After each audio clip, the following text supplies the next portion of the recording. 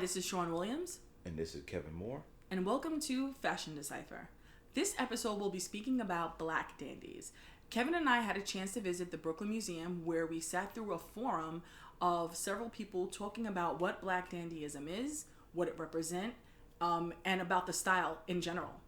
In that forum, they broke down the essence of dandyism, how it's a way of dressing of people from the African diaspora in certain nations where certain folks do not have rights. People wear bright colors, certain fabrics, certain style as a way to express who they are, as expressed to being muted but also very loud at the same time. You know, at the forum we went to, not only was it just elegant with the people who dressed there and the people that we met, but we also had the opportunity to interview a couple of gentlemen at the time. Absolutely. We had a chance to speak to Ignacio Quiles. He's a model and style expert and also an influencer from the dandy style. He's based out of Harlem. He's from Harlem. And we had a chance to speak to him about a couple of things that he felt that black dandyism is and about style in general. So let's listen to some of the notes and sounds of that interview. Mm-hmm. What do you think the mark of a well-dressed man is? The mark of a well-dressed man is a very interesting question.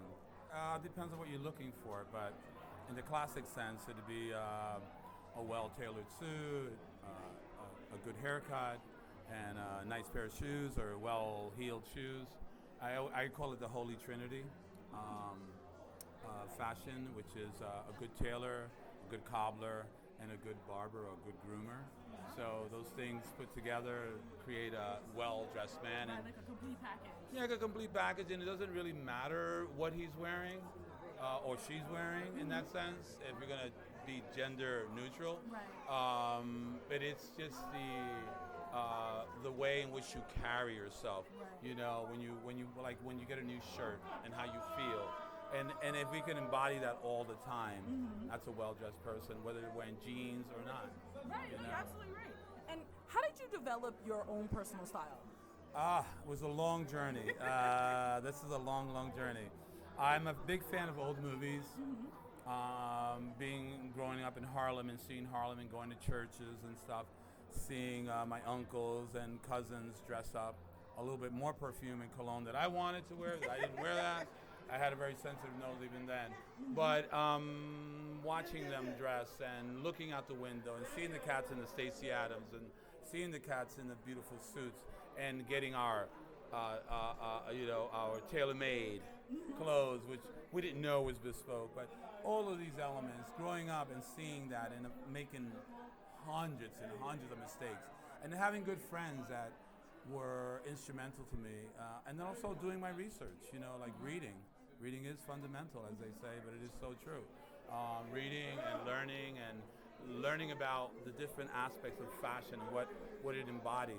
And then taking elements. I took elements, I took my Latin elements, the reds and the colorful elements, and I brought them into my Americanized clothing.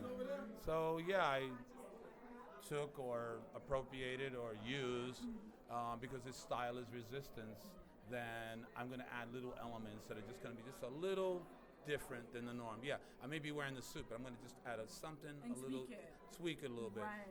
Like I didn't do it with my pocket square, but typically I used to always be known to do this with my pocket square. Like I used to always do this. I was always super exaggerated with my pocket square. Right. It was something that I did. It was my own expression. Or I would wear pins, and I would wear buttons, and I would wear women's brooches, and I would put them on. So I appropriated these things even from women. Right. So I just added it into my personal aesthetics, and little by little made mistakes and then figured some things out. Oh, that works for me. That doesn't work for me. That style is good for me. Right. This is good for me. So So are there any contemporary styles that have moved you now? Like, is there any brand or label? I like a guy called Shania Corey. He has a brand called Leisure Life. He pushes the envelope of leisure athletic wear. I like my friend Charles Harbison, who also has pushed the gender role for his fashion line, and he's been featured in Vogue. So it's in a high level, high couture. I heard about him at at a FIT Black exhibit. Yeah. He's a very good friend of mine, and he's a wonderful guy. You should reach out to him. He's a fantastic person. So there's Ralph Simmons, there's Rick Owens. I mean, I like some of the eccentric stuff. But then we had it before all these guys. Right. We had Issey Miyake, Comme des Garçons, Junta Watanabe. So we had that, Wills. We had, black designers, Jeffrey Bean. We had them all. Right. We've had them, We've had people that have brought our story to the forefront in a sartorial way. We've done that. The beauty of what Chantrell is doing is that she is almost like shaking us up and forcing us to remember, hey, this is how we were. Right. This is how we always have been. So, hey, look at us.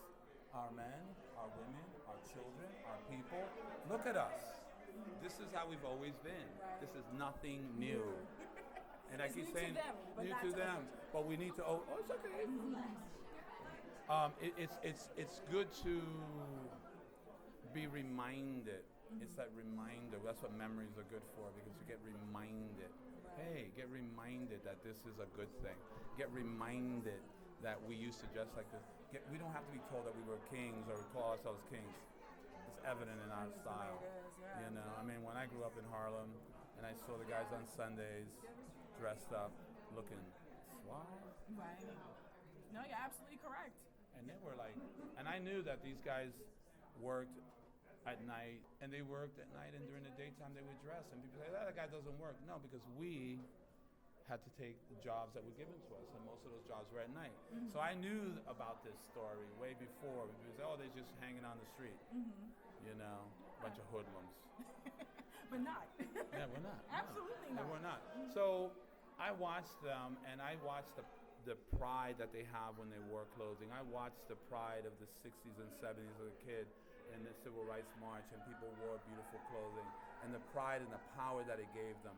But they had other elements that went with it. Their manners and the way they carried themselves also enhance who they were. It doesn't stop a bullet. It's true.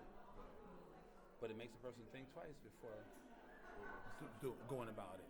So if we can change the conversation a little bit, then that's changing the conversation. But it also, it's like, empowers us to take and make changes in our lives that will improve our condition, our place, if you will. We don't have a place. I don't like being placed. We should be anywhere and everywhere we want to be. That was a great interview with Quiles, Yeah. Mr. Quiles, I should say. A lot of gems he dropped. He did. You get to know him. It's funny. You see his style at the moment you approach him. Absolutely. Like definitely the influences of Harlem, where he's from. He spoke about how going to church on Sundays and seeing how people would be dressed to the nines heavily influenced him. And I like the part when he spoke about like the trilogy. Yeah, I like that too. With the barber and cobbler and the stylist, like you need all three to actually look the part, and he definitely looked the part. He did. And I loved when he said that he became a student of fashion. We all don't know everything about fashion. It's an ever evolving subject. There's always things that we have to learn, and knowing fashion is also learning fashion at the same time. So, he did his research, he went through magazines, he went through back in periods of history of time. He absorbed the way the people who dressed around him in his neighborhood looked. And that all of that encompassed how he dresses today. So being a student of fashion, I know I am, I know Kevin is, there's things that we know, but we also add every day once we learn something. That's true. Like he even spoke about how he would see, stuff that is gender specific to women, that he would take those things and actually incorporate that into his style, because it didn't matter who it was meant for. It's about who's going to wear it and how you wear it. Definitely. I have to say, just to that point, is that seeing so many rappers now, they get dressed up and go to the Met Gala ball. A lot of them wear brooches that not necessarily men would wear, but a lot of hip hop artists such as Nas, when he went to the Met Gala, he had like a really nice brooch on his tuxedo, and that really looked well. And I don't think men would approach those things if we would stick to those strict gender style rules. Kind of like the episode we had a couple of days ago about like gender fluidity and how there's the lines are being blurred. You know, and speaking of that, like think about when we had the opportunity to speak to Mr. Moore when we talked to him about his thoughts on fashion. Yeah, Darnell Moore is an American writer, an activist. He's also the editor at large at Cassius, an online platform, and he had a chance to give us his take on what Black dandyism is and Black culture and Black style. So let's take a listen to what Darnell Moore had to say. Yes. In your opinion, how important is it to have events like these where it showcases Blacks' contribution to fashion? I think it's really important, particularly in an industry that is very much committed to centering everyone but Black people. I mean, that's just a simple response to it. But not only in terms of, I think there's a way we come to think about Blackness and fashion in terms of sort of retail and what we sell, but there's also something to be said about the way that Black people shape the fashion industry, shape culture, shape trends that are then commodified, and you know, the industry makes money off of the very things we bring to the very things Black culture brings to the industry. And you can see that now with Dapper Dan and the Gucci cruise. We just saw that this happened this past week. Yes. You know, I mean, but the way that, you know, the urban becomes something that is understood as a good thing to purchase when it's in the hands of like Tommy Hilfiger or Polo. But then urban, if it's reclaimed or ushered in by Black young people, it is the very same thing that's policed, not only by the industry, but by the state. So for me, it's really important to have events like this that actually center Black people and our forms of style and our sartorial practices. And how important is it to note that Black dandyism isn't new to fashion at all? It's really important. I mean, I always say, you know, Black culture isn't, you know, Blackness and Black culture precedes Western ideas, Western culture, and we have to understand that, like, our genealogy, our lineage in fashion does not begin, nor does it end with white European culture. And that's so important for us to reiterate all the time. And even if we riff on or improvise European or white fashion sensibilities, it takes creative energy and self-determination even to do that, right? So that is to say, like, we have to be reminded all the time that, yeah, we have a cultural lineage. And even if our lineage is understood as some that's intermingling with a range of other cultures, we do have the type of creativity that's always been around to reshape and reform style. It's always been that way. Absolutely. Now, do you feel that the dandy movement is a way for Black men of different cultures, from Caribbean, African to African American, kind of bond through style? Absolutely. I mean, I certainly think that there is a way for us to come to, like, there's a connection across the diaspora, but I also think it's an opportunity for us to learn and understand that Blackness is not a monolith. So for me, when I traveled to Cape Town and I purchased materials there to get, unsurprisingly, a romper made, but it was important for me to understand where those fabrics came from. To know that Africa is not just a flat continent where all cultures are the same. To know that Blackness is different, and it will change depending on geography and time. So Black dandyism as this cultural phenomenon, a global phenomenon, is inviting us to see similarities, but it's also inviting us to see difference in Blackness. Oh, wow. Now, based on your view of dandyism, what would be the most vital fashion statement we can make as a people? Oh, that's so hard. Oh my gosh. In a short way. I mean, in short, I think that it, you know, as I tried to argue today, it can help us to rethink what masculinity is, how we adorn ourselves as human beings, that fashion can extend across a range of bodies. And I think that is so critical, that we have to get out this idea that there's a men's section and a women's section. I agree. That we are human beings and we should be able to shop in any section and put on the clothes and adorn ourselves in ways that make us feel good and safe. I love the part when he was speaking about the Black diaspora and when it comes to fashion and style. He made some very valid points about how, you know, you could be from the Caribbean or from America or different countries within Africa, and we all have something to give, but there's so many parts that we add that are similar because we are still one. That is true. I mean, we even see that in music. You know, like sometimes you'll hear music from different areas of the world, and there's things that just unifies it, whether it's like a drum line or bass line or what have you. Mm-hmm. Never, even if you're not part of that music scene, you still can hear it and kind of get what they're trying to do with it. And I like the part Absolutely. when he spoke about, which is funny how our episode keeps coming back around Right. with fluidity, about just shopping in general and not wanting to have departments. Mm-hmm.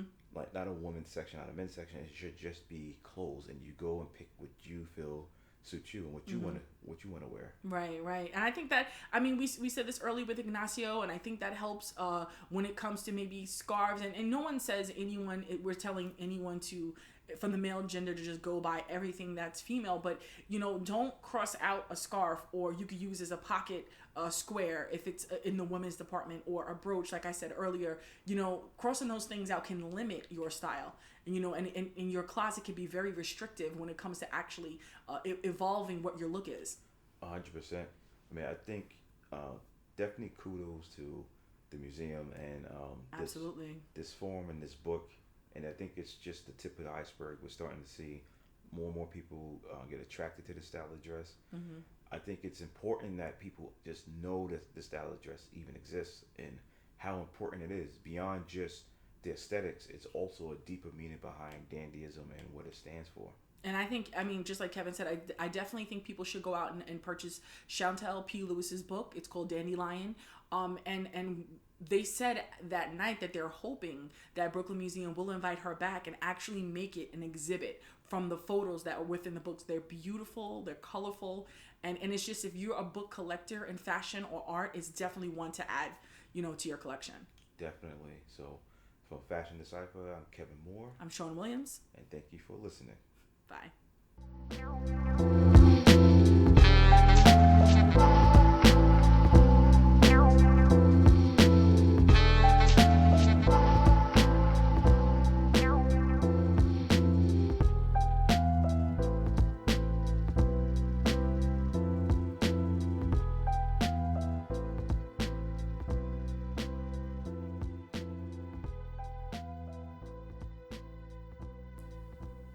Hey guys. Make sure you visit our website, fashiondecipher.com, to get a visual on what we are talking to you about. Check out pics from events, of guest speakers, and exhibits. If you missed anything we post, you can visit our archives page. Also, while you're there, hit that subscribe button, leave your email, and if you like, a comment.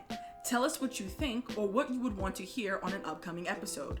Don't forget to follow and friend Fashion Decipher on social media. Check out what we're up to. Speak with you next week.